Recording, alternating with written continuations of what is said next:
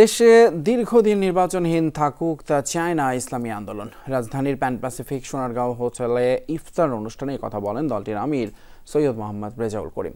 বলেন, সংস্কার অপরিহার্য, প্রয়োজনীয় সংস্কার না হলে আগের মতোই অবস্থা হবে।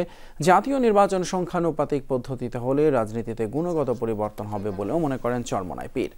রাজনীতিবিদ এবং কূটনীতিবিদদের সম্মানে রাজধানীর সোনারগাঁও হোটেলে ইফতার অনুষ্ঠান করেছে ইসলামী আন্দোলন বাংলাদেশ, যেখানে বিএনপি, জামায়াত ইসলামী, এনসিপি সহ বিভিন্ন রাজনৈতিক দলের নেতারা অংশ নেন। এছাড়া ভারত, পাকিস্তান, চীন সহ বেশ কয়েকটি দেশের কূটনীতিকরাও অংশ নেন ইসলামী আন্দোলনের এই ইফতারে। ইসলামী আন্দোলন বাংলাদেশ নির্বাচনহীন পরিস্থিতি দীর্ঘ হোক তা চায় না, বরঞ্চ নির্বাচনকে সুষ্ঠু, অবাধ করতে এবং নির্বাচনে সকলের জন্য সমান সুযোগ নিশ্চিত করতে প্রয়োজনীয় ব্যবস্থা ও সংস্কার করে দ্রুত নির্বাচনের আহ্বান জানায়। আমরা মনে করি, জাতীয় নির্বাচনে সংখ্যানুপাতিক পদ্ধতি অনুসরণ করা হলে রাজনীতিতে গুণগত পরিবর্তন আসবে।